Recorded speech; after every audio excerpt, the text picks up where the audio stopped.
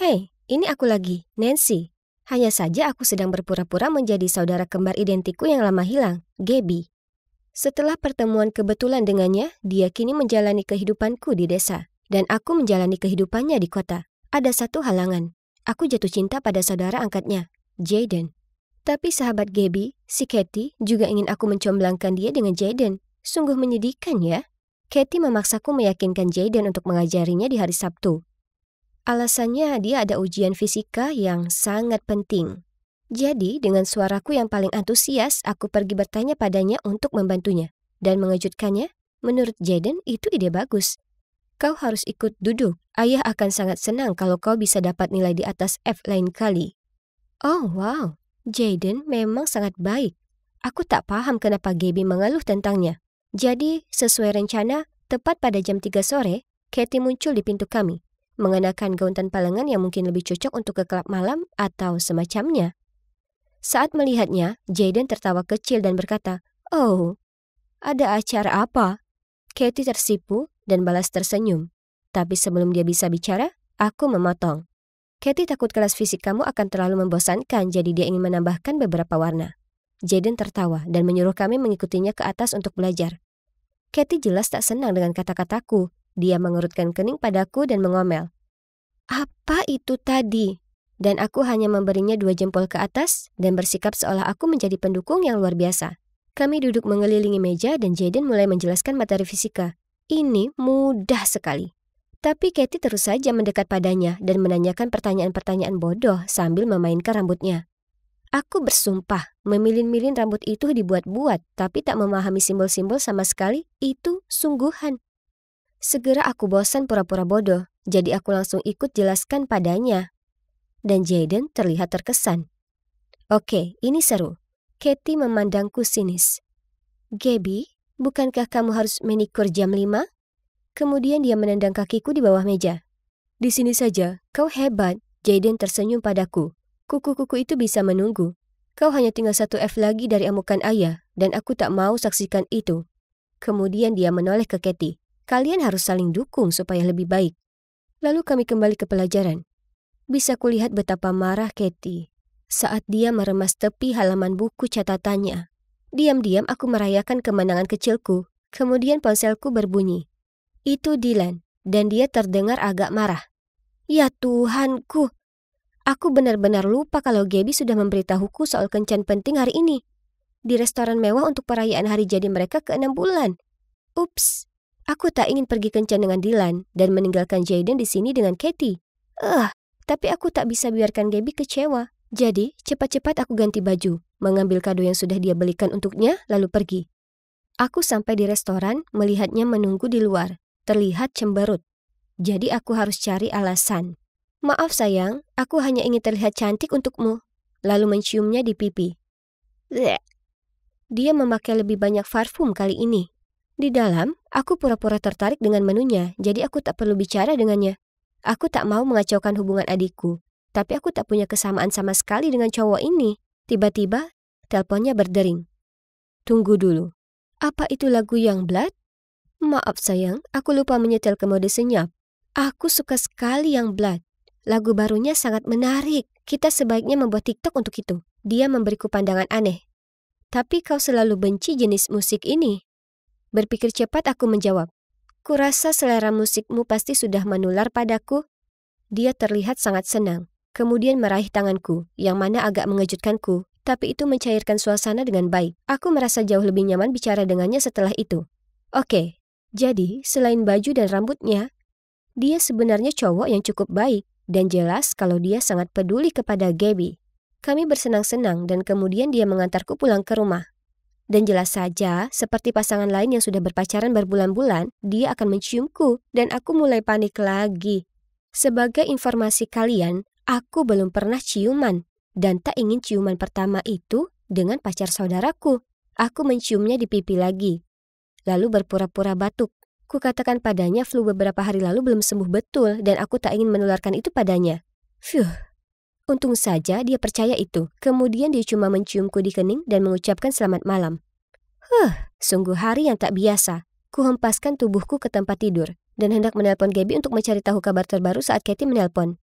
Dia ngomel padaku karena tak membantu kencannya, lalu dia menyuruhku mengatur ulang kencan lainnya untuk menebusnya.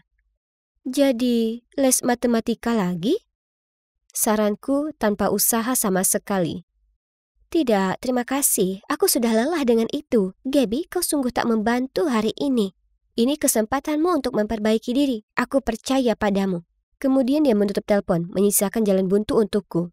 Jadi ku telepon Gabby untuk saran, dan dia menyuruhku mengatur kencan di restoran kesukaan Jayden atau semacamnya. Lalu sepertinya Gabby sadar betapa tak antusiasnya aku terdengar. Dia menambahkan, "Oh, dan Nancy, aku tahu Katie suka berlagak jahat, tapi di balik semua itu, dia sebenarnya cukup sensitif dan selalu jadi teman yang baik untukku. Jadi, tolong usahakan ini berhasil untuknya." Oke. Jadi aku harus kurangi jadi Nancy dan lebih banyak jadi Gabby, karena Katie layak mendapatkan sahabat yang setia dan peduli. Jadi, ku pesan reservasi, mengirimkan waktu dan tempat ke Katie, lalu memberitahu Jayden soal itu. Dan sekarang, aku tinggal duduk santai dan biarkan mereka bertemu dan merayu dan... Maksudku, tak ada yang bisa kuperbuat. Bukan berarti aku akan menguntit mereka atau apa. Tapi ya, itulah yang akhirnya kulakukan. Aku tak bermaksud begitu. Tapi membayangkan mereka bersama hanya membuatku gila. Jadi di sanalah aku, secara strategis menempatkan diri di balik pilar restoran, berusaha menguntit mereka. Kemudian tiba-tiba, seseorang melempar celemek padaku. Sedang apa kau? Tempat ini sedang ramai dan kau malah berdiri di sana saja, sedang menggoda pria atau apa? Ayo kerja! Aku berbalik melihat pelayan yang baru saja bicara padaku, bergegas pergi untuk mengambil pesanan lain. Tunggu dulu. Apa dia pikir aku ini pelayan karena kemejaku kelihatan mirip dengan seragam mereka? Kalau begitu, biarkan keseruan ini dimulai. Dengan cepat ku kenakan celemek itu, menurunkan topiku dan mencari-cari di jendela dapur, berusaha mencari pesanan Jayden dan Katie. Itu dia. Sekarang mari kita tambah kepedasan di ravioli milik Katie. Tak butuh waktu lama, makanan mereka keluar, dan Katie mulai batuk-batuk seperti orang gila, merasakan makanannya. Tapi percuma. Itu hanya memberinya kesempatan untuk bertingkah dan membuat Jayden lebih perhatian padanya. Jayden bahkan memegang garpu penuh stik untuknya dan kulihat Katie mendekat dan memakannya.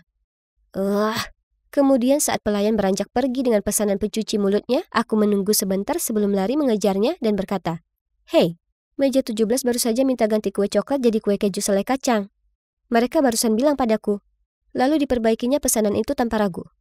Katie sepertinya sangat benci selai kacang. Dia pastikan semua orang tahu itu, kapanpun kami ingin makan sesuatu. Sementara Jayden suka sekali roti lapis selai kacang dan jelly. Jadi dengan begini, dia akan lihat betapa dia itu pemilih makanan yang menjengkelkan. Setelahnya, aku menunggu di pojok, pura-pura mengelap meja untuk tetap tak terlihat sementara terus memperhatikan mereka. Dan seperti harapan, Katie melompat dari tempat duduknya dan mulai berteriak pada pelayan, setelah membau kuenya.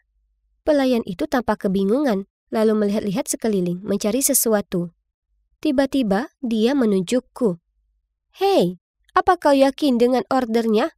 Kau yang bilang padaku kalau mereka mengganti kuenya." Aku terpaku saat semua mata kini mengarah padaku. "Gabby, aku tak percaya ini. Kenapa kau mengacaukan ini untukku?" Katie mendatangiku. Kau tahu betapa parah aku alergi kacang. Bisa saja aku berakhir di rumah sakit. Aku tak mengenalmu lagi, Gabby." Dia lalu bergegas pergi. Ya Tuhan, aku sungguh tak tahu soal itu. Aku tak bermaksud untuk menyakiti Katie seperti itu. Jayden kemudian dengan cepat membayar tagihan dan menggerutu padaku. "Kita pulang." Dia tak mengatakan sepatah kata pun padaku di perjalanan pulang. Dia hanya langsung pergi ke kamarnya dan membanting pintu. Aku berdiri di luar kamarnya dan terus meminta maaf. Dia akhirnya buka pintu dan membentakku. "Ada apa denganmu? Kau sudah sangat aneh akhir-akhir ini." "Aku minta maaf, aku tak bermaksud begitu. Kukira kau akhirnya sudah berubah jadi lebih baik. Tapi ternyata kau masih saja anak manja seperti biasanya. Lakukan saja apapun yang kau mau tanpa pikir panjang." "Tidak, bukan seperti itu. Itu sebuah kecelakaan. Oh, yang benar. Lalu seperti apa itu?" "Itu seperti... Aku naksir padamu, Jayden. Aku tak tahan melihatmu dengan cewek lain." "Apa?